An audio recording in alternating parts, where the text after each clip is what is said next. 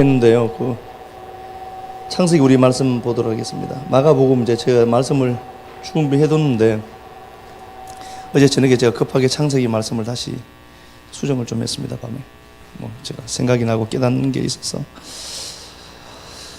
창세기 우리 3장 6절에서 13절 말씀 보도록 하겠습니다. 창세기 3장 6절 13절까지 한번 봉독하도록 하겠습니다. 여자가 그 나무를 본즉 먹음직도 하고 보암직도 하고 지혜롭게 할 만큼 탐스럽기도 한 나무인지라. 여자가 그 열매를 따먹고 자기와 함께 있는 남편에게도 주매 그도 먹은지라. 이에 그들의 눈이 밝아져 자기들이 벗은 줄을 알고 무화과 나무 잎을 엮어 치마로 삼았더라. 그들이 그날 바람이 불 때 동산에 거니시는 야훼 하나님의 소리를 듣고 아담과 그의 아내가 야훼 하나님의 낯을 피하여 동산 나무 사이에 숨은지라. 야훼 하나님이 아담을 부르시며 그에게 이르시되 내가 어디 있느냐. 이르되 내가 동산에서 하나님의 소리를 듣고 내가 벗었으므로 두려워하여 숨었나이다. 이르시되 누가 너희 벗었음을 내게 알렸느냐. 내가 내게 먹지 말라 명령한 그 나무 열매를 내가 먹었느냐. 아담이 이르되 하나님이 주셔서 나와 함께 있게 하신 여자 그가 그 나무 열매를 내게 주므로 내가 먹었나이다. 야훼 하나님이 여자에게 이르시되 내가 어찌하여 이렇게 하였느냐. 여자가 이르되 뱀이 나를 꿰므로 내가 먹었나이다. 아멘. 내가 어디 있느냐 하는 말씀의 제목으로 하나님 말씀을 함께 나누도록 하겠습니다. 그냥 큰 돼지떼에 대해서 말씀을 나누려고 하다가 준비를 해뒀었거든요. 어제 저녁에 좀 이렇게 기도 좀 하고 이렇게 있었는데 늦게 말씀이 이게 갑자기 떠올라서 이걸 성령의 역사라고 하죠. 그렇게 해서 제가 이 말씀을 준비를 했습니다. 우리가 잘 아는 말씀이고 아담과 하와가 선악과를 따먹고 이제 숨었고 하나님이 그 아담과 하와가 숨었을 때 다시 불러내는 장면을 이제 기록되어져 있는데요. 우리가 아시는 것처럼 물론 그 동산에 선악과와 생명나무가 따로 존재하지 않았습니다. 그렇죠? 그래서 그걸 아칼, 민멘, 로, 아칼, 민멘누로 되어 있거든요. 그러니까 그걸 민멘누, 그것으로부터 아칼, 로가 부정사니까요. 먹지 마라. 그것으로 먹지 말라는 소리거든요. 우리가 아는 것처럼 생명과가 있고 생명과 안에 생명과와 그 선악과가 이렇게 같이 함께 있는 상태를 얘기하는 겁니다. 요 나무가 한 나무로 있는데요. 우리가 아는 것처럼 이걸 생명으로 먹느냐 선악으로 먹느냐의 문제입니다. 생명으로 먹으면은 요건 이제 우리가 아는 것처럼 복음이라 하고요. 선악으로 먹으면 요걸 율법이라고 하는 겁니다. 그래서 선악과는 율법의 완벽한 모형으로 나오는 겁니다. 그래서 선악과가 사간이 이런 소리 하는데요. 그런 소리는 전혀 아니에요. 그죠? 선악과가 사과든 배든 이거 아무 상관없습니다. 그러니까 선악과가 있고 한 나무에 하간 그 울타리 친 하간 에츠 단수예요. 나무에 미콜 열매들로 되어 있습니다. 그러니까 이 한 나무의 열매를 내가 어떻게 바라보느냐는 상당히 중요하죠. 그런데 인생들은 우리가 아는 것처럼 절대로 이걸 생명으로 가질 수가 없습니다. 그래서 선악으로 먹게 되어 있습니다. 이 말씀을 선악으로 받아들이게 되고요. 선악으로 볼 수밖에 없습니다. 하나님의 의중도 그랬던 겁니다. 선악으로 먹도록 되어져 있는 것 그분이 아십니다. 그래서 이 선악으로 먹고 하나님의 말씀을 선악으로 먹고 죽습니다. 하나님의 의도하신 죽음입니다. 그리고 선악으로 먹고 죽어요. 죽는데 이제 더 중요한 게 있습니다. 죽고 정령 죽으리라. 무트 타무트로 되어 있는데요. 죽는다. 그런데 그게 타로 되어 있으니까요. 타무트. 그게 완성의 죽음이다. 잘 죽은 죽음이다. 그거. 그런데 우리가 선악으로 성경을 갖고요. 말씀을 선악으로 가져가서 알아먹어요. 알아먹고는 어떻게 하는가 보니까 죽는데 인간은 본성적으로 어떻게 하냐 보면은 숨어버립니다. 어떻게 하죠? 자기가 벗었음을 알고 나무 뒤로 숨더라 이렇게 됐습니다. 다시 한번 말씀드릴게요. 하나님의 말씀이 선악이 아님에도 불구하고 인생은 선악으로 볼 수밖에 없습니다. 그래서 그 말씀을 선악으로 율법으로 봅니다. 율법으로 준수할 수 없습니다. 우리요. 그래서 그 율법이라고 하는 것이 하는 역할이 있습니다. 이것만 한번 가서 볼게요. 로마서 3장 20절 잘 아는 말씀입니다. 로마서 3장 20절. 그러므로 율법의 행위로 그의 앞에 의롭다 하심을 얻을 육체가 없나니 예, 율법의 행위로는 하나님 앞에 의롭게 설 육체가 하나도 없대요. 이건 모든 인생들은 율법을 갖고 계명으로 가져가서 선악으로 지켜낸다라고 할지라도 이건 완벽할 수 없다는 겁니다. 다시요. 그러므로 율법의 행위로 그의 앞에 의롭다 하심을 얻을 육체가 없나니 율법으로는 죄를 깨달음이니라. 예, 율법의 역할은 딱 하나입니다. 죄가 무엇인지 알아먹는 겁니다. 죄를 깨닫는 겁니다. 그래서 21절 또 봐요. 이제는 율법 외에 하나님의 한 의가 예, 나타났으니 율법을 알아먹으면 죄를 깨닫게 되면 한 의가 발견되게 됩니다. 예수 그리스도의 의를 얘기하는 거죠. 그 한 의를 발견합니다. 그게 의거든요, 우리에게. 또 봐요. 율법과 선지자들에게 증거를 받은 것이라. 22절. 곧 예수 그리스도를 믿음으로 말미암아 예, 예수 그리스도를 믿는 믿음. 요걸 한 의다. 그렇게 됐습니다. 그러니까요. 다시 제가 말씀을 조립을 한번 해보면요. 선악으로 볼 수밖에 없고요. 그 선악으로 내가 먹으면 내가 벌거벗어졌음을 알게 됩니다. 알게 되고 그걸 죄 깨달은 겁니다. 죄를 알아먹은 겁니다. 그런데 인간들은 어떻게 하는가 보니까 자기가 폭로되는 순간에 숨어버리는 겁니다. 그러면 안 됩니다. 그런데 봐요. 숨어버리니까 하나님이 가만두시면 되잖아요. 하나님이 아담아 네가 어디 있느냐. 아이란다는데요. 아이란다. 이게 뭐냐? 뭔데? 라는 소리인데요. 그 얘기예요. 야, 너 그게 뭔데? 너 지금 뭐 하는 거냐? 공간적으로 어디 있느냐를 물은 게 아니라 네가 지금 뭐냐는 겁니다. 너 지금 뭔데? 네가 지금 무엇으로 완성되었고 너 뭐냐는 겁니다. 너는 뭔데? 네가 뭐냐는 겁니다.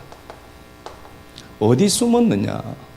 그러니까 친절하게 알고 있습니다. 아담이 그렇게 얘기합니다. 내가 벗었으므로 부끄러워서 나무 뒤에 숨었나이다. 그렇게 얘기를 하거든요. 이게 무슨 말인가 보면 그래요. 하나님의 말씀이 내게 딱 도달을 해서 나를 폭로시켜냅니다. 네가 어떤 자인지. 그러면 내가 완전히 폭로가 되잖아요. 폭로가 되면 사람들이 어떻게 될까요? 그러면은 이 말씀을 통해서 내가 제 비침이 죄가 무엇인지 내가 어떤 존재인지 폭로가 되었네. 그러면 하나님 앞에 엎드려 있으면 그게 은혜거든요.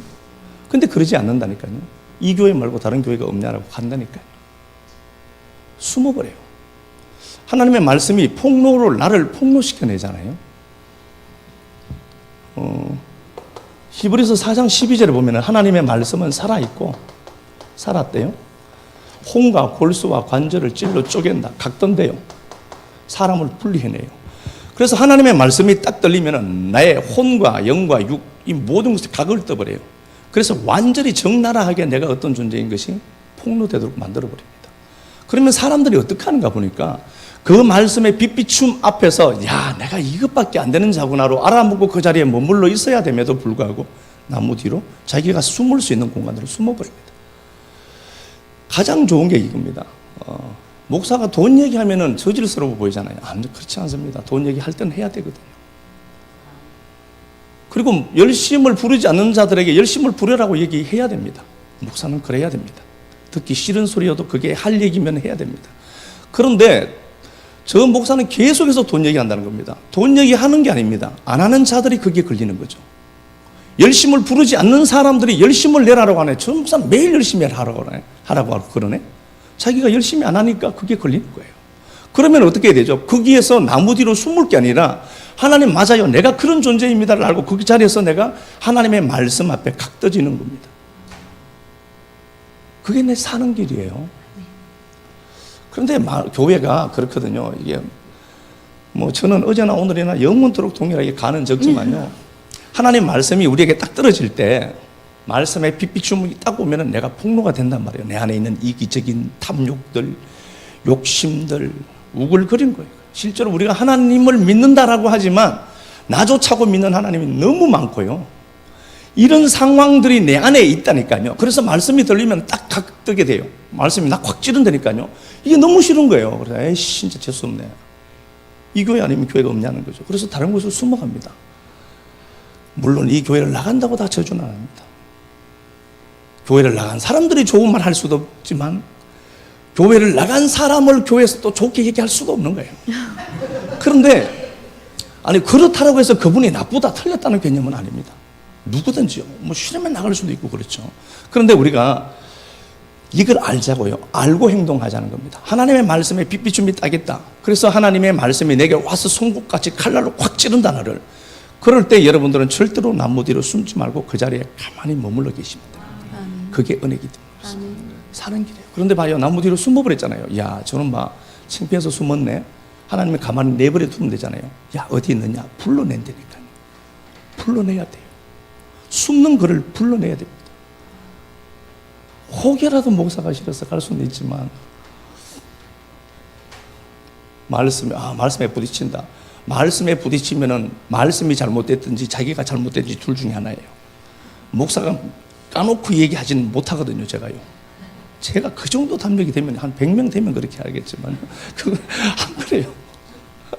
그래서 우리가 하나님의 말씀이 내게 와서 딱 부딪히면은 내가 이거구나 알아먹고 그 자리에 가만히 있어요. 그런데 사람들이 안 그러잖아요. 거의 보통 사람들은 저 설교 들으니까 나 치는 소리는 오늘 어제 밤새도록 설교 준비했더니 저거 나 때리는 소리네 이렇게 알아들어요. 간도 크시게 그죠? 죄를 깨닫는 겁니다. 그래서 그 죄가 무엇인지 폭로된 인생들은 그 하나님의 십자가의 은혜 앞에 머물 수밖에 없죠. 그래서 똑같은 겁니다. 제가 늘 말씀을 드리지만요. 사도행전 7장을 보면은 스데반이 복음을 전합니다. 스데반이 복음을 전할 때 사람들의 반응은 어찌할꼬로 나타났습니다. 어찌할까? 어찌할꼬? 어떻게 해야 될지 모르는 겁니다. 그런데 이 사람들은 어떻게 하는가 보니까 어찌할꼬까지 반응이 나왔잖아요. 나오고 난 이후에 어떻게 하는가 보니까 이 사람들이 돌로 스데반을 쳐 죽입니다. 돌 뒤에 숨어버립니다. 자기들이 맞다는 겁니다. 그걸 인정하지 못하겠다는 거거든요. 그들이 한 목소리로 달려들며 귀를 막고 말씀을 안 들어먹어요. 하나님 말씀을 안 듣습니다. 안 듣고 자기가 맞다는 거예요. 그래서 그들은 자기 의가 더 강하다는 겁니다. 자기들이 가진 그 의 뒤로 숨어버려요. 스데반이 말을 할 때 스데반을 통해서 주의 성령께서 말씀을 증거하고 전달할 때 그들은 돌 뒤로 숨지 말고 관중들 속으로 군중들 속으로 숨지 말고 그 자리에서 돌 들고 있는 내 모습을 보고 자기가 그 자리에 꿇어 앉아야 될 자들입니다. 사는 길은 그 길인 겁니다. 그런데 어찌할꼬 그러면서 그 복음이 들려오면도 길을 막고 한 목소리로 그들은 스데반을 죽였습니다. 우리가 아는 것처럼 사도행전 2장에서도 보면은요, 성령이 이 땅에 오시게 됩니다. 오시고 나서 그들이 그렇게 얘기합니다. 사도들이 말씀을 전하잖아요. 사도들이 말씀을 전할 때 우리가 어찌할꼬 그러면서 그들이 그 말씀이 떨어지는 현장에서 요지부동하지 않습니다. 자기가 폭로되는 그 자리에 머물러 있었던 겁니다. 그들을 2장 31절 이하 말씀이 어떻게 하는가 보니까 제자들의 수가 3천이나 더해지더라. 그들이 다 제자가 되더라. 그래서 우리가 그렇습니다. 반응이 나올 때 인생들은 어떻게 하는가를 보니까요, 두 종류의 사람들이 있더라. 나무 뒤로 숨어버리는 자가 있습니다. 그게 싫거든요. 그 얘기 못 듣겠다는 겁니다. 아니 제가 무슨 억하감정이 있겠어요. 내가 뭘 얘기를 하겠습니까? 그런데 그 말씀을 갖고 말씀이 들리면 자기를 보지 못하고 저 얘기 또 하네 그런다니까요. 목사 진짜 못해 물리시 진짜. 아니 말씀을 전하러 와서 1시간 동안 떠들었는데 한 말씀 붙들려서 가버리잖아요. 듣지 말아야 될 그 말 한마디 듣고 힘들어한다니까요. 그러시면 안 되죠. 1시간 떠들었는데요 말씀을 갖고. 아니 그 말이 왜 걸려요. 말씀에 붙들려야지. 나 보면 되죠. 그래서 성경을 거울이라고 하는 거거든요. 혹여라도 올 한 해 동안에 말씀이 여러분들 삶에 툭 들어와서 여러분 확 찔러낼 때요, 아플 수 있습니다.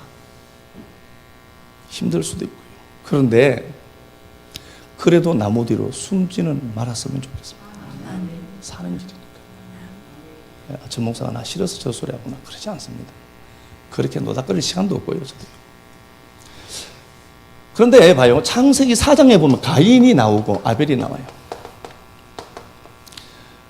아벨은 예수 그리스도의 모형으로 나오고 가인은 우리들의 모형으로 또 나옵니다. 그런데 이 아벨이 잘못한 게 없습니다. 아벨도 제사를 드렸고 가인도 제사를 드렸는데 아벨의 제사만 받으시고 하나님이 가인의 제사는 받지 않았습니다. 그러면 어떻게 하는가 보니까 이 가인 입장에서는 하나님 앞에 자기가 어떤 존재인지 알고 하나님 앞에 마땅히 엎드려야 되는 자입니다.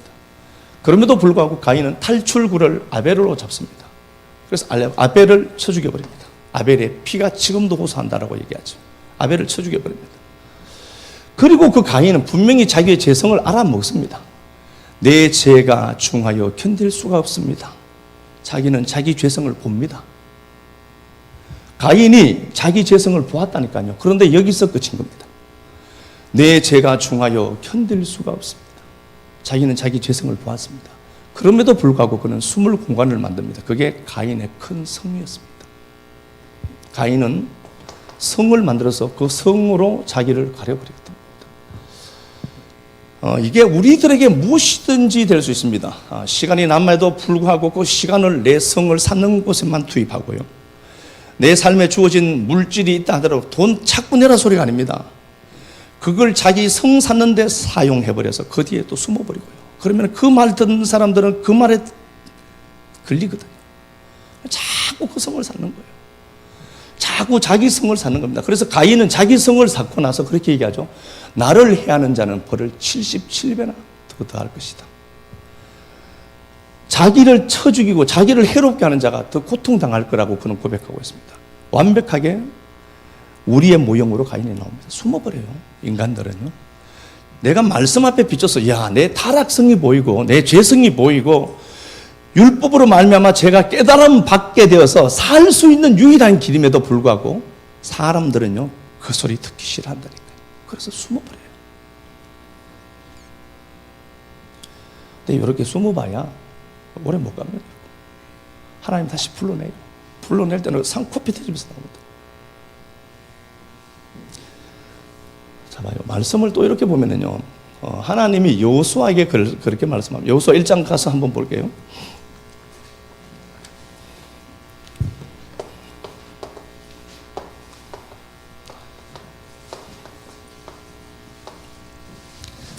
여호수아 1장 가서 한번 보겠습니다. 여호수아 1장 5절부터 한번 볼까요? 내 평생에 너를 능히 대적할 자가 없으리니 내가 모세와 함께 있었던 것 같이 너와 함께 있을 것임이니. 여호수아 1장 5절에 보면은 하나님이 여호수아에게 말씀합니다. 내 평생에 너를 대적할 자가 없을 것이다. 대적할 자가 없을 것이다. 그렇게 말씀을 하시죠. 그리고 내가 너를 떠나지 않고 버리지 않는다. 떠나지 않는다. 그리고 버리지 않을 것이다. 그렇게 주님이 말씀을 해요. 또 봐요. 강하고 담대하라. 너는 내가 그들의 조상에게 맹세하여 그들에게 주리라 한 땅을 이 백성에게 차지하게 하리라. 오직 강하고 극히 담대하여 나의 종 모세가 내게 명령한 그 율법을 다 지켜 행하고 우로나 좌로나 치우치지 말라. 율법을 지켜 행하라. 사마로죠. 이 간직하다는 겁니다. 간직해라. 율법을 생명으로 가져라는 소리거든요. 또 봐요. 계속. 그리하면 어디로 가든지 형통하리니 이 율법책을 내 입에서 떠나지 말게 하며 주야로. 이 율법책을 입에서 떠나게 하지 말고 주야로 묵상하고 착상시켜내는 거고요. 그렇죠? 그렇게 해라. 9절 내가 내게 명한 것이 아니냐. 강하고 담대하라. 두려워하지 말고 놀라지 말라. 내가 어디 가든지 내 하나님 야훼께서 너와 함께 하시느니라. 이렇게 되어 있습니다. 물론 그 얘기가 맞아요. 이스라엘 백성들을 끌고 나왔던 모세는 이제 그 가나안 땅이라는 목적의 땅을 보고 그는 죽습니다. 죽고요. 그 다음에 모세의 종이었던 몸종이었던 시종이었던 여호수아가 모세의 바톤을 이어받고 이제 지도자가 되는 겁니다. 그리고 그 여호수아를 통하여서 이스라엘 백성들이 이제 가나안 땅에 입성하게 되는데 가나안 땅은요 아시는 것처럼 가나안 7족속들이 있습니다. 얘네들은 신명기 7장 1절부터 또 9장 1절부터 보면은 아주 강한 대적으로 묘사되어 있습니다. 우리 힘으로 이길 수 없는 겁니다. 그래서 하나님이 도와주셔야만 이긴다 그렇게 되어 있습니다. 그 일 때문에 하나님이 여호수아에게 이렇게 말씀하신 게 맞습니다. 저는 그게 틀렸다라고 보지 않거든요. 그런데 조금만 더 깊게 한번 들어가서 조금만 더 생각을 한번 해보고 얘기하자고요. 하나님이 여호수아에게 그렇게 말씀했어. 야, 네 인생에 너의 대적은 없을 것이다. 그리고 나는 절대로 너를 떠나지 않는다. 그리고 너 절대로 내가 안 버릴 거다. 그러니까 너는 오직 강하고 담대해라. 율법을 가지면서 이 율법에 대해서 담대해라. 그럼 다시 말하면 그 얘기예요. 하나님이 여호수아에게, 야, 여호수아야, 너는 담대하는데 이 말씀에 대해서 담대해야 된다고 보셔야 돼요. 율법이 너에게, 율법이라는 거울이 있습니다. 야고보서 1장 23절에 보면은 말씀을 거울로 얘기했거든요. 이 거울 앞에 우리가 서 있습니다. 내가 어떤 꼬라지를 하고 있고 내가 어떤 존재인지 훤하게 들여다보고 나를 비춰내는 도구가 성경은 거울이다라고 했습니다. 야고보서 1장 23절이죠. 그런데 이 율법이라는 거울을 내 앞에 딱 두었습니다. 그래서 죄를 폭로해내는 겁니다. 내게 죄가 폭로되어야만 그 의를 붙잡을 수밖에 없는 존재구나, 나는. 그래야만 그 의가 진짜 의거든요. 그렇잖아요. 거울 앞에 세워져 있습니다. 여호수아야, 네가 율법이라는 거울 앞에 세워져 있을 텐데 이 율법은 너를 각도고 너를 죽이는 것처럼 보일 거다. 이 율법이 너의 깊은 죄성을 폭로시켜낼 거다. 그러나 내가 너 버리지 않고 떠나지 않는다고 약속했잖아. 그러니까 도망가지 말고 그 자리에 가만히 있으라. 그 얘기인 겁니다. 그게 은혜라는 겁니다. 말씀의 거울 앞에, 큰 대형 거울 앞에 집에 가셔서 전부 한번 이렇게 서보세요. 자기 집에 화장대 앞에 딱 서서 나 한번 보세요. 그게 거울이 바로 말씀이거든요. 그 말씀 앞에 내가 비춰줬을 때 내가 어떤 죄인인가, 나라는 존재가 이를 수밖에 없는 구조를 갖고 있는 자가 맞구나가 알아먹으면은 여러분 폭로되는 그게 복인 겁니다. 율법으로는 죄를 깨닫는 거거든요. 그러면 율법으로 죄를 깨달았다라고 하는 건요, 그 참되신 의를 내가 그때 발견하는 겁니다. 그게 사는 길이에요. 그런데 인간은 생리적으로, 본성적으로 죄가 폭로가 되고 그 말씀이 내게 와서 칼로 나를 찌르면요, 피해서 도망가 버립니다. 그 말씀 듣기 싫거든요.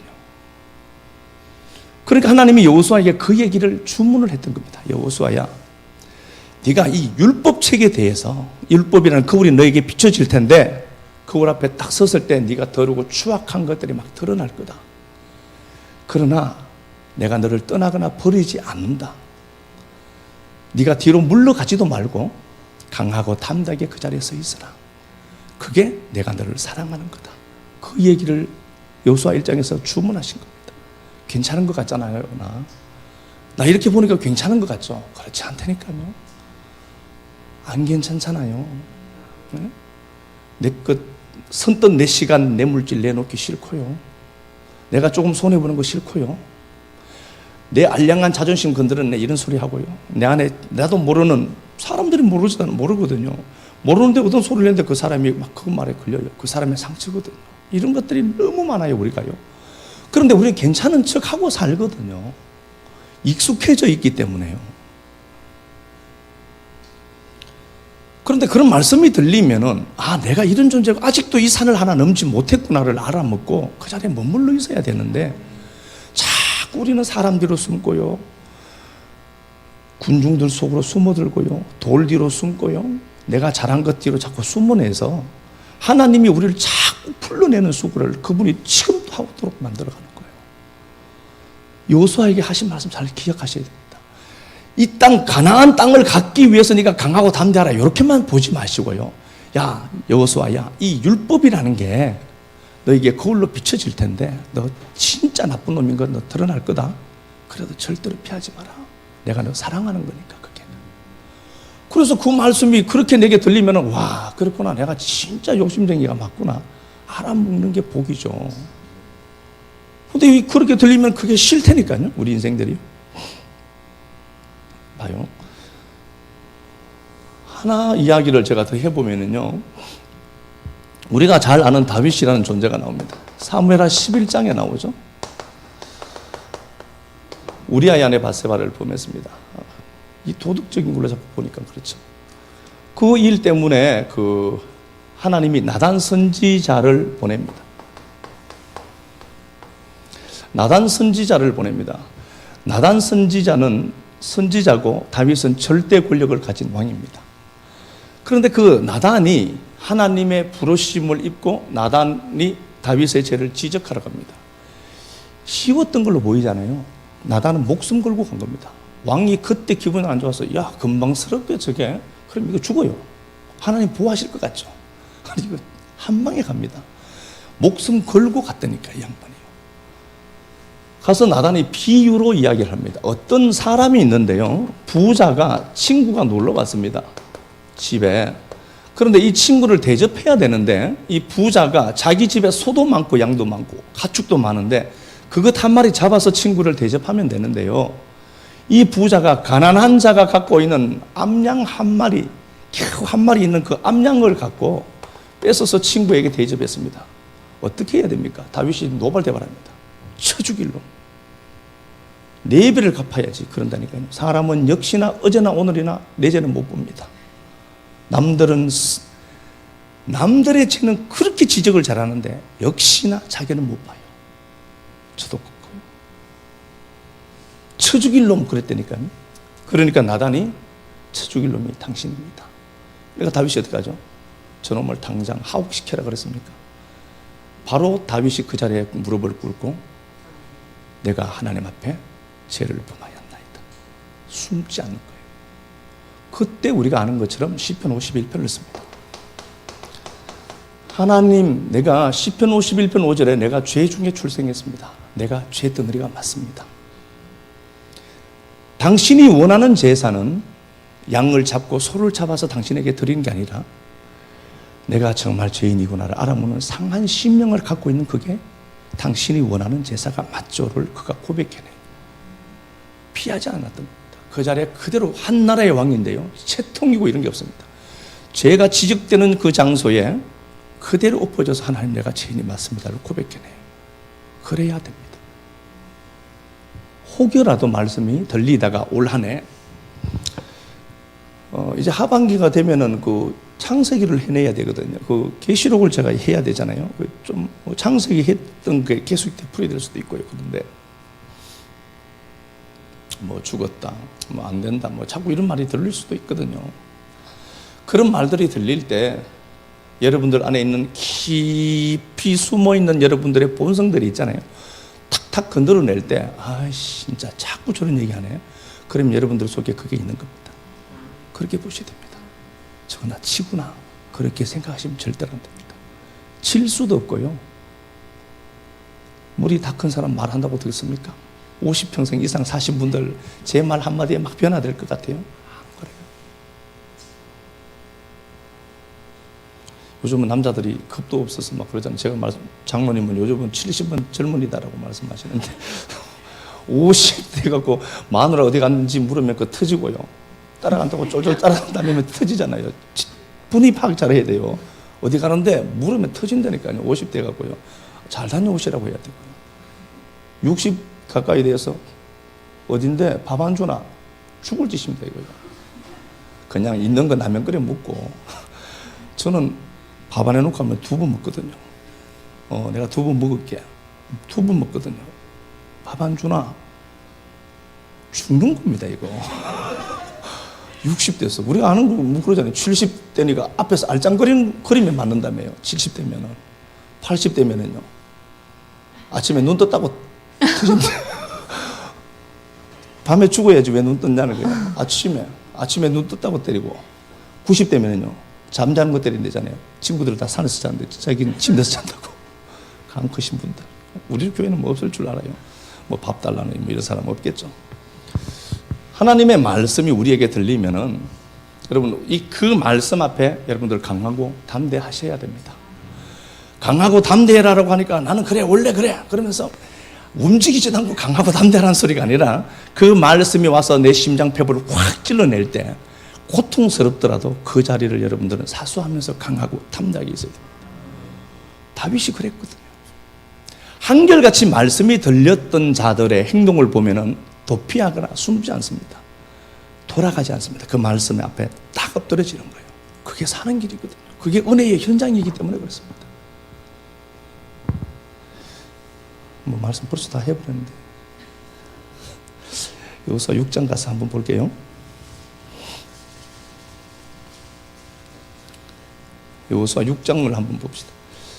하나님이 이제 여호수아에게 말씀이 너에게 들릴 때에 너는 강하고 담대해라. 내가 너 절대 버리려고 하는 것 아니다. 네 재성이 드러나고 폭로가 되거든 떠나지 말고 그 자리에 가만히 있어라. 폭로가 되는 거죠. 그리고 그 여호수아는 이스라엘 백성들을 끌고요 여리고성으로 향합니다. 우리가 아는 것처럼 여호수아 6장이 여리고성 얘기인데요. 이스라엘 백성 전체가 여리고성을 하루에 한 바퀴씩 돕니다. 이 여리고성 강한 성입니다. 아시는 것처럼 굳게 닫혀 있고요. 사람의 힘으로 열 수 없는 겁니다. 이스라엘 백성들이 가나안의 첫 관문인 여리고성을 탈취해야만, 요거 탈환을 해야만 그 다음 일들이 진행되고 열려가거든요. 이스라엘 백성들을 하나님이 끌고 가서 하루에 한 바퀴 돌고 6일 동안 마지막 7일째는 7바퀴 돌도록 합니다. 그런데 돌면서 아무 소리도 못하게 합니다. 그러면 이게 단지 여리고 성을 무너뜨리려고 했느냐? 예, 맞아요. 여리고 표면적으로 보면은 여리고 성을 하나님이 무너뜨려야 되기 때문에 그런 게 맞습니다. 그런데 이 여리고 성이 나인 걸 보게 하셨던 겁니다. 여러분들 속에는 이 견고한 성이 있습니다. 가인처럼 언제든지 숨어 도망할 수 있는 그 장소가 있습니다. 그래서 오늘 본문도 보니까 어떻죠? 아담이 하와가 선악과를 따먹고 그 남편에게 주었어요. 그런데 아담이 그렇게 얘기한다니까요. 아담에게 야 그거 누가 먹었냐? 그러니까 어떻게 하죠? 미뤄요. 자기가 했다라고 얘기하지 않습니다. 저 여자가 준 건데요. 고발하죠. 그래서 우리의 본성이 물귀신 작전을 그렇게 열심히 하는 겁니다. 나만 안 죽는 겁니다. 내가 깔아뭉개지는 자리에 저놈 끌고 가는 거예요. 이게 우리들 안에 있다니까요. 여자가 했잖아요. 여자가 준 거 먹었는데요. 내 죄를, 내 책임을 저놈에게 미루는 거죠. 그 여자는 또 가만히 있습니까? 뱀이 주더라는 거죠. 그래서 자꾸 책임을 전가시키는 겁니다. 사람은 어제나 오늘이나 동일해서요. 늘 내가 숨을 수 있는 공간으로 자꾸 숨어 들어가게 되어 있습니다. 그럴 때 꼭 오늘 이 말씀 여러분들 꼭 생각하시고 올 한 해 동안 숨지 말자. 하나님 말씀이 내게 들릴 때, 각들 때 아파도 그 자리에서 말씀 앞에 강하고 담대하게 있자. 나 버리는 게 아니라고 하니까. 그렇게 머물러 있어야 되잖아요. 여리고성을 보면서요. 이스라엘 백성들은 이게 칠긴 나고나를 알아먹었던 겁니다. 그리고 한 바퀴 돌면서 이거구나 내가. 두 바퀴 돌면서 이거구나. 7일 동안 돌고 7일 마지막 날에 7바퀴 딱 돌고 언약이 성취되는 현장에 나팔 소리가 딱 울림에 그때 야 소리쳤습니다. 말씀에 반응하는 겁니다. 그 말씀에 반응하니까 이 여리고성이 무너진 겁니다. 그런데 우리가 아는 것처럼 이 여리고성에 살아난 사람이 딱 한 가족밖에 없습니다. 기생 라합이었습니다.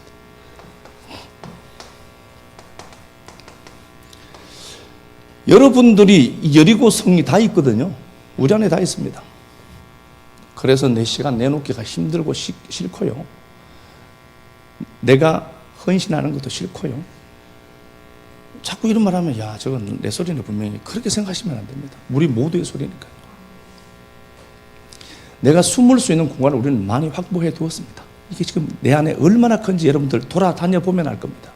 어떤 사람은 1년 돌아다녀도 못 가는 사람이 있을 거예요. 이 성이 있는데 이 성이 무너집니다. 무너지니까 이 성 안에 누가 살았는가 보니까 기생 라합이 살더라. 라합이요. 라합이란 뜻이 크다. 그리고 이름이 높아지다. 뭐 명성 그런 뜻을 갖고 있어요. 그러니까 이 라합은 스스로 큰 자라고 얘기했습니다. 그런데 자기가 잔합, 기생, 몸 팔아먹고 사는 여자인 걸 안 겁니다. 다시 말하면은요. 이 여리고 성 안에 누가 숨어 있었는가 보니까 기생 라합이 숨어 있던 거예요. 여기에 여러분들 창녀 같은 내가 여기 앉아 있습니다. 창녀 같은 내가요. 여리고성의 주인이 돼서 딱 앉아 있다니까요. 여리고성 부숴버려야 됩니다. 부숴버리면 거기서 나오는 게 기생 라합이거든요. 그렇게 탈출한 게 저와 여러분들입니다. 우리가 기생 라합이었던 거예요. 그 라합들이 얼마나 큰 소리를 많이 내는지 몰라요. 라합들이 천지를 모르고 겨우 몸 팔아서 먹고 사는 인생들이 나합들이 몰려다니니까 이게 진짜다, 저게 진짜다, 온갖 소리 다 하고요. 자기가 해야 될 의무와 책임은 전혀 무관심하게 하지 않고 입으로만 양기가 올라서 관념이 진리인 것처럼 착각하게 만들고요. 말 잘하면. 머리 좋은 서울대 애들은 전부 진리 다 알게. 그럼 IQ 좋은 250대는 그런 애들 성경을 달달달 외우고 이걸 진리를 좀 안다라고 하는 자들 많이 있을 것 아닙니까? 그럼 다 그 사람들 진리게요? 머리 좋아서 알아먹는 것 아니라니까요. 그렇지 않습니다. 하나님 말씀이 나라는 여리고성 속에 있는 기생나합을 끄집어내는 겁니다. 그래서 내 안에서 나오는 기생나합이 딱 있을 때 그 기생나합이 보아스를 낳고요. 그 보아스가 루스를 만나서 다윗을 낳는다니까요. 여러분들 속에 이거 들어있습니다. 이거요. 기생나합이요. 이거 끄집어내야 돼요. 그래서 여러분들 속에서 툭 튀어나올 때 하나님 제가 맞아요 라고 고백해내야 돼요. 그런데 우리는 자 하나만 더 볼게요. 요한복음 8장에 보면은요, 현장에서 가늠하다 붙들린 여인이 있습니다. 바리새인과 서기관들이 이 가늠하다가 현장에서 가늠한 여인을 체포해 옵니다. 그런데 이 사람들은요, 자기들이 의롭다라고 믿는 자들입니다. 자기들은 숨을 공간이 있습니다. 자기들의 의에 숨습니다. 그런데 현장에서 붙들려 온 이 여인은 곧 죽음 앞에 맞닥뜨리게 됩니다. 아시는 것처럼 그들이 예수에게 끌고 와서 이 여자를 어떻게 해야 되냐. 주님이 땅에 글을 쓰시고 죄 없는 자 치라라고 했고, 야 내가 죄가 없다라고 하는데 니들이 왜 그러냐라고 해서 이 여인은 어쨌든 풀려납니다.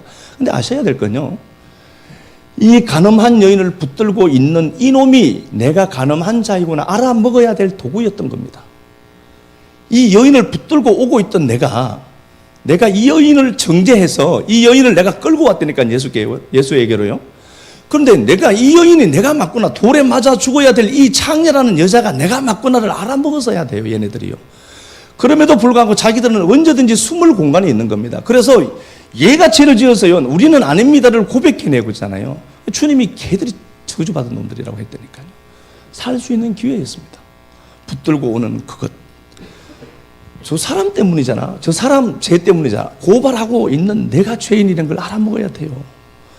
내가 그런 자구나를 알아먹으면은 그게 사는 거거든요. 그런데 우리는 안 그렇잖아요. 사도행전 9장을 보면은 다윗이 사도 바울이 나오는데요. 사도 바울이 담메색 도상에서 예수를 만납니다.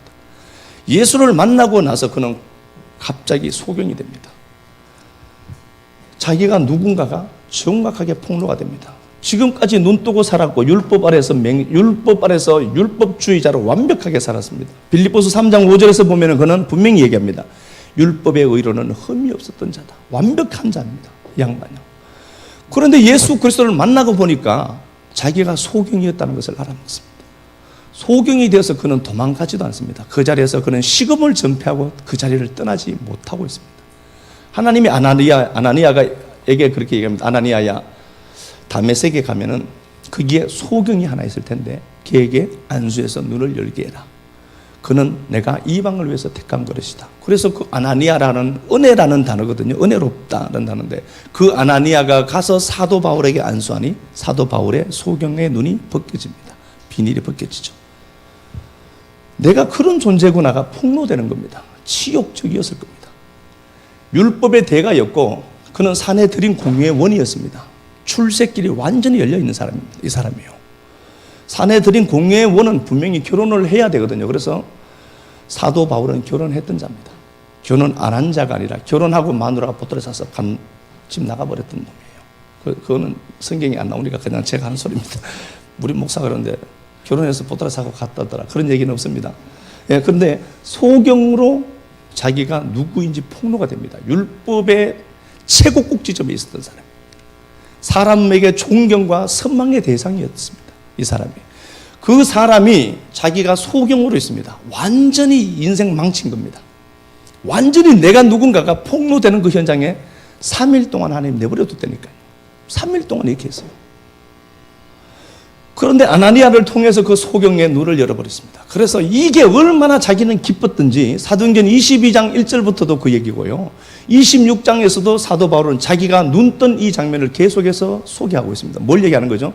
내가 이런 놈이었습니다를 자기는 자기 스스로 자기 죄를 폭로해내는 거예요. 내가 이런 자였습니다. 그런데 하나님이 소경인 내 눈을 뜨게 해서 사단에게서 예수에게로 돌아오게 해서 나를 증인 삼아 주셨습니다. 이것밖에 자랑할 게 없는 인생입니다. 오직 예수 그리스도의 의만 자랑했던 거잖아요. 아무것도 없잖아요. 우리가 갖고 있는 게 정말 아무것도 없거든요. 내 안에 있는 완벽한 튼튼하게 지은 가인의 성과 같은 여리고 있습니다. 그 안에 숨어 있는 그게요, 귀생이거든요. 문파라 묶고 있는 나예요. 그거 끄집어내야죠. 그거 끄집어내기 위해서 하나님 여리고성 그렇게 박살내면 수리하는 능력은 탁월하거든요.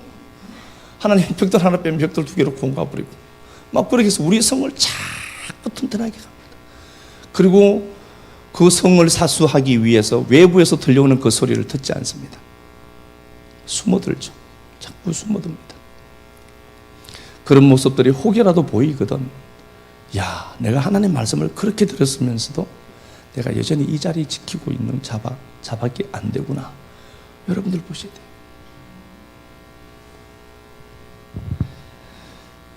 마가복음 14장 한번 가서 볼게요.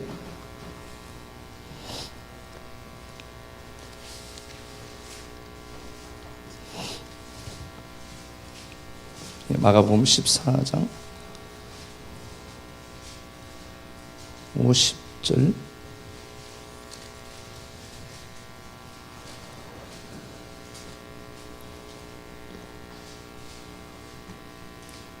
제자들이 다 예수를 버리고 도망하니라. 예, 예수를 다 버리고 도망하더라.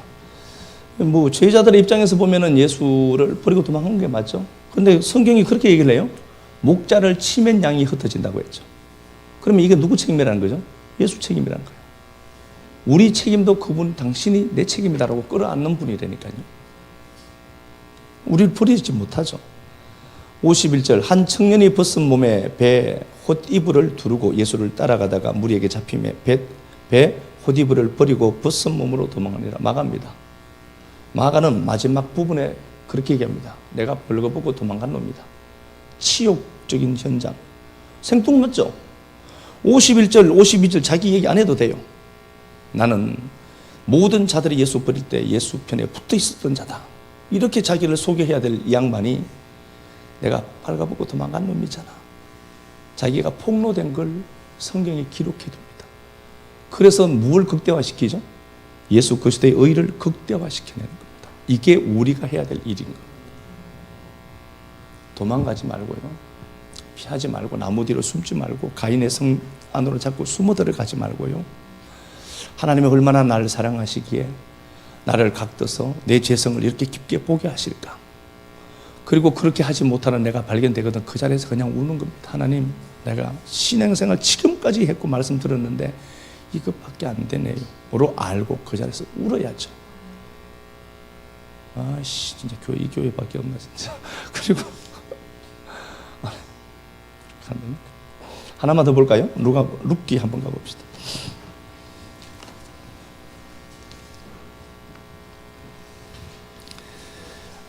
하나만 보도록, 몇 구절만 보고 제가 말씀 마치도록 하겠습니다. 룻기 1장 22절 가서 보겠습니다.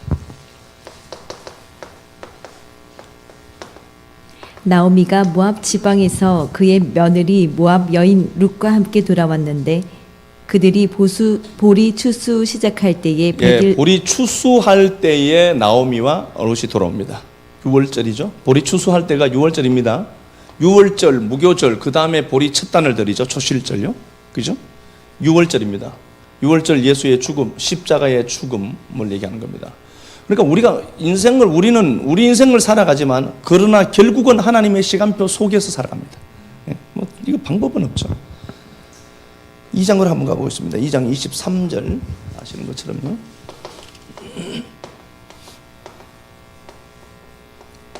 이에 룻이 보아스의 소녀들에게 가까이 있어서 보리 추수와 밀 추수를 마치기까지 이삭을 주우며 그의 시어머니와 함께 거주하니라. 예, 밀 추수하는 겁니다. 밀 추수할 때는 성령이 오실 때 7.7절 때 하죠. 아시는 것처럼요. 보리 추수, 밀 추수. 6월절 성령이 오신 7.7절 오순절이라고 하죠. 밀 추수할 때가요. 그러니까 예수가 죽고 성령으로 오시는 것까지 얘기합니다. 그런데 보면은요, 한 구절 제가 보려고 했는데요. 14절 보니까 그렇게 되어 있습니다. 룻이 여전히 먹을 것이 없어서 이삭을 줍고 있습니다. 14절 한번 가서 볼게요. 식사할 때에 보아스가 룻에게 이르되 이리로 와서 떡을 먹으며 내 떡 조각을 초에 찍으라 하므로 룻이 곡식 빼는 자 곁에 앉으니 그가 볶은 곡식을 주매 볶은 곡식을 줍니다. 추수가 되어서 볶은 곡식, 이게 밀입니다. 밀 추수는 아직 되지 않았죠. 그런데 밀로 추수된, 물론 뭐 덜 연그른 거예요. 그걸 구워서 주는 게 맞는데요. 밀 볶은 걸 줍니다. 단지 밀 한 숟가락 얻어 먹었다 그렇게 생각하지 말고요. 보아스는 지금 밀추수라고 하는 시간 속에, 역사 속 시간 속에는 밀추수는 아직 남아 있어요. 못했던 겁니다. 그런데 6월절과 보리추수와 밀추수 때까지 가야 이제 오순절이 완성이 되잖아요. 그런데 보아스가 룻에게 밀을 줍니다. 앞당겨서 이 밀을 주는 겁니다. 그러면 룻은 어떤 위치에 있죠? 성령을 가진 존재로 그려냈던 겁니다. 룻을요. 그래서 이 룻이 이삭을 추수하는 자로 나옵니다. 추수꾼으로 나오는 거겠죠. 성령을 미리 가진 자로 나오는 겁니다. 실제로 그 공간적으로 시간적으로 보면은요, 밀추수는 아직 이루어지지도 않았습니다. 그런데 밀볶은 걸 주었다니까요. 그러면은 룻의 입장에서는 뭔가 보니까 이미 그는 완성된 밀을 먹고 있습니다. 오순절을 갖고 있는 거예요. 성령이 내 안에 내주한 자라는 겁니다. 그 여인이, 그 신부가 보아스라는 예수가 주는 그 양식을 이미 먹고 와서 추수의 현장에서 추수하고 있다는 거거든요. 이 룻이라는 여인이 누구예요? 완전히 까발라진 여인입니다. 이 여인이 모함 여자고요. 절대로 회중에 들어오지 못하고요. 남편 죽고 진짜 인생이 내리막길 힘차게 가는 인생입니다. 자기가 폭로된 여인이에요. 이 여인 하나 끌어서 사용했다니까요. 우리에게 뭘 얘기하는 거죠? 하나님이 야, 네가 일찍 네가 폭로되는 그게 네가 사는 길이고 그게 성령이 네 안에 있어서 그렇다. 그런 자들을 통해서 하나님 추수의 역사를 써내려 간다는 소리잖아요. 올 한 해 우리가 여러분들의 삶에 이런 말씀들이 자꾸 들어와서 나라 각드실 때요, 아프지만 견뎌내시고 여호수아에게 강하고 담대해라라고 했던 말처럼 그 자리에서 머물러서 하나님 이게 은혜군요 고백하는 우리들 됐으면 좋겠습니다. 찬양 우리 한 장 드리도록 합시다. 앞에 비춰보니 온통 오물투성이고 말씀에 빛 앞에 세워보니 온통 어둠뿐인 것을 다시 발견합니다. 여전히 하나님을 위한 존재임에도 불구하고 나를 위한 하나님 있고 내 자존심 지켜주고 내 권리 지켜주는 하나님으로 붙들고 있었던 존재가 우리였음을 고백합니다. 사랑하는 내 주님, 숨을 데가 왜 그리 많은지 내 성을 쌓고 내 물질 뒤로 숨고 내 건강 뒤로 숨고 내 시간 뒤로 숨기에 급급했던 인생들, 하나님 은혜 주셔서 나단의 고발 앞에 왕의 체면이고 무엇이고 온데간데 없고 그 자리에 엎드려서 내가 죄인 괴수입니다를 고백했던 복음 앞에 당당한 자들 많아지도록 은혜 베풀음만 주옵소서. 이제 가나안 땅이라는 새로운 땅에 들어가서 살 이스라엘 백성들을 책임진 여호수아를 율법의 말씀에 굴 앞에 비춰놓고 여호수아야, 이 말씀이 너를 각두고 너를 폭로시켜내고 너의 죄성을 보게 할 터인데 그래도 뒤로 물러가지 말고 강하고 담대해라. 내가 너를 버리지 않고 떠나지 아니할 것인즉 너는 강하고 담대하라고 말씀하신 아버지 하나님, 이 말씀이 나를 찌르고 이 말씀이 나를 각두고 이 말씀이 나를 폭로시켜낸다 할지라도 하나님 이것이 은혜입니다를 알고 성삭기를 포기하고 그 자리에 엎드려서 하나님의 은혜를 마음껏 맞이할 수 있는 은혜가 충만하도록 복 베풀음만 주옵소서. 올 한 해도 우리를 지켜주시고 이 말씀의 현장에 우리를 세우실 때에 하나님 그렇게 하나님의 말씀만 붙들고 순종하며 걸어가는 자들 많아지도록 은혜 베풀어 주셔서 참으로 내 안에 관념이 믿음이 아니고 관념이 진리가 아니라 인격화된 말씀, 의무를 다하는 말씀, 내가 아닌 타자를 보고 걸어가는 자들 많아지도록 이 교회를 복되게 하시고 구성원들 한 사람 한 사람 은혜 가운데 지켜주시고 붙들어 주셔서 당신이 지금도 우리를 통해서 역사하시고 나타나시고 보이시는 은혜가 충만하도록 복을 베풀어만 주옵소서. 열심을 부리는 믿음의 동력자들에게 은총을 베풀어 주시고, 또 아버지 하나님, 이 교회가 죄인 괴수들이 모인 집단이 되어서 오직 예수 그리스도의 의만 드러나는, 그 의만 자랑하는 사도 바울이 사도행전 28장 동안에 9장에서 만난 그 하나님을 2번씩이나 거론하면서 내가 이런 자였습니다를 자기를 스스로 폭로하는 그 자리까지 세워주실 주님, 우리를 회복시키시고 역사하시고 만져주시기를 간절히 소망합니다. 주님 앞에 드린 물질과 헌신들 꼭 기억하셔서 당신이 시작했고 당신이 받으셨으니 아름답게 이 땅에서도 갚으심이 충만하도록 복 베풀어 주실 줄 믿사옵고, 그리해 주실 좋으신 그리스도 예수님 이름으로 감사하며 축복하고 기도합니다. 아멘.